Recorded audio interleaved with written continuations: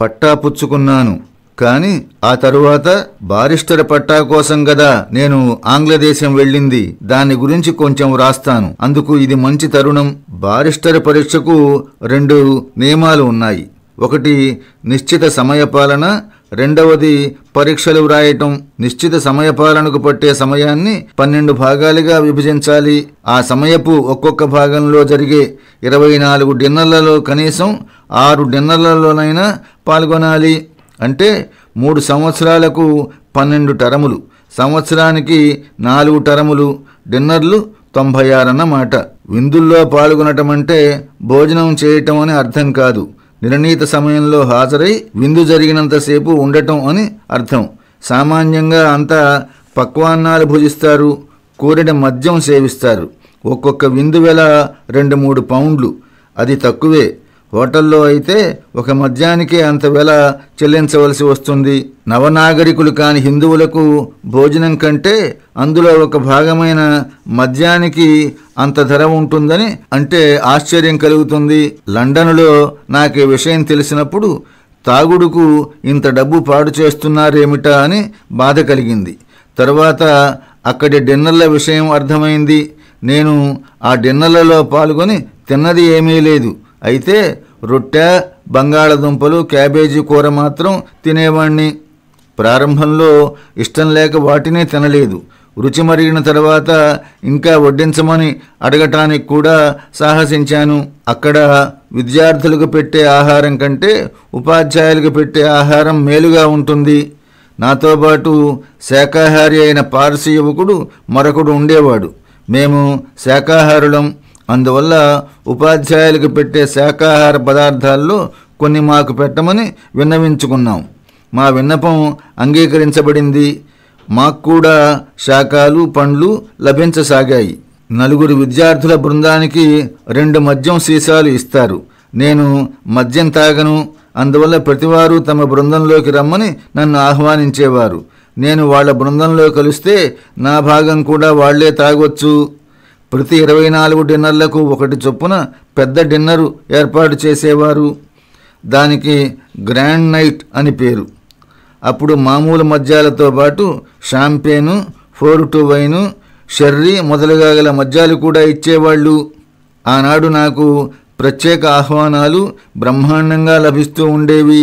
అసలు ఈ రకం డిన్నర్ల వల్ల బారిస్టర్ అవ్వటానికి ఏ విధంగా అర్హత చేకూరుతుందో అప్పటికీ ఇప్పటికీ నాకు బోధపడలేదు.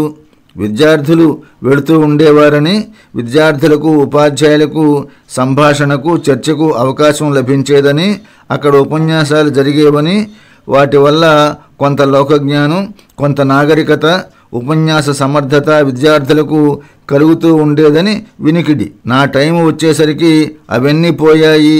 విద్యార్థులు, ఉపాధ్యాయులు దూరంగా కూర్చోసాగారు. అసలు ప్రయోజనం మృగ్యమైపోయి ఆచారం మాత్రం మిగిలింది. పూర్వాచారాల మీద ఆసక్తి కలిగి ఉండే ఇంగ్లాండు ఈ ఆచారాన్ని వదలలేదు. బారిస్టర్ పరీక్షకు అవసరమైన పుస్తకాలు తేలిక. అందుకే బారిస్టర్లకు అక్కడ డిన్నర్ బారిస్టర్లని పేరు వచ్చింది. డిన్నర్ బారిస్టర్లంటే తిండిపోతు బారిస్టర్లని అర్థం. పరీక్షలు పేరుకు మాత్రమేనని అందరికీ తెలుసు. ఆ రోజుల్లో 2 పరీక్షలు జరిగేవి. అవి రోమన్ లా, కామన్ లా పరీక్షలు. ఈ పరీక్షలకు పాఠ్యగ్రంథాలు ఉండేవి. విడివిడిగా చదివి విడివిడిగా పరీక్షలు వ్రాయవచ్చు. కానీ ఎవ్వరూ పాఠ్యపుస్తకాలు చదివిన పాపాన పోరు.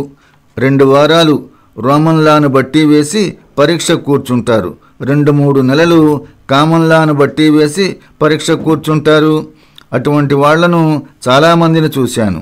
ప్రశ్నలు తేలిక, పరీక్షకులు ఉదార స్వభావులు. రోమన్లా పరీక్షార్థుల్లో 100కి 95 నుండి 99 మంది పాస్ అయ్యేవారు. పెద్ద పరీక్షల్లో 100కి 75 మంది, అంతకంటే ఎక్కువ మంది పాసు. అందువల్ల పరీక్షా భయం లేదు. సంవత్సరానికి పరీక్షలు 4 సార్లు జరుగుతూ ఉండేవి. ఇంత అనువుగా ఉన్న పరీక్షలు కష్టమనిపించవు. నేను మాత్రం పుస్తకాలన్నీ చదవాలని నిర్ణయించుకున్నాను. పాఠ్యగ్రంథాలు చదవకపోవటం మోసమని నాకు అభిప్రాయం కలిగింది. నేను ఆ పుస్తకాల కోసం డబ్బు బాగా ఖర్చు చేశాను. రోమన్ లాను లాటిన్ భాషలో చదవదలిచాను. నేను లండన్ మెట్రికులేషన్ పరీక్ష కోసం లాటిన్ భాష అభ్యసించాను. అది ఇప్పుడు బాగా ఉపకరించింది. నేను చదివిన చదువుకు విలువ లేకుండా పోలేదు. దక్షిణాఫ్రికాలో అది నాకు బాగా ఉపయోగపడింది. దక్షిణాఫ్రికాలో రోమన్, డచ్ భాషల ప్రామాణికం. ఈ విధంగా లాటిన్ చదువు దక్షిణాఫ్రికా దేశపు చట్టాలను తెలుసుకోవటానికి బాగా ఉపయోగపడింది. ఇంగ్లాండ్ దేశపు కామన్ లాను రాత్రింబవళ్ళు చదవటానికి నాకు 9 నెలలు పట్టింది. బురుముగారి కామన్ లా పెద్దది, కానీ చదవటానికి బాగుండేది. కాలం మాత్రం చాలా పట్టింది. స్నెల్ గారి ఈక్విటీ అర్థం చేసుకోవటం కొంచెం కష్టం. వైట్ చూడర్ రచించిన లీడింగ్ కేసెస్ అన్న గ్రంథంలో కొన్ని కేసులు తప్పనిసరిగా చదవదగ్గవి. ఆ గ్రంథం హృదయరంజకం, జ్ఞానదాయకం.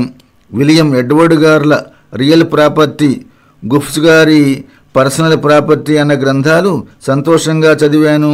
విలియం గారి పుస్తకం చదవటానికి నవలలాగా ఉంటుంది. మెయిన్ గారి హిందూలా ఎంతో అభిరుచితో చదివాను.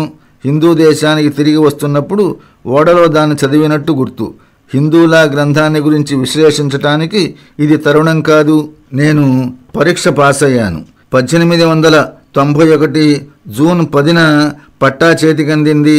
11వ తేదీన ఇంగ్లాండు హైకోర్టులో 2.5 షిల్లింగులు చెల్లించి పేరు రిజిస్టర్ చేయించుకున్నాను.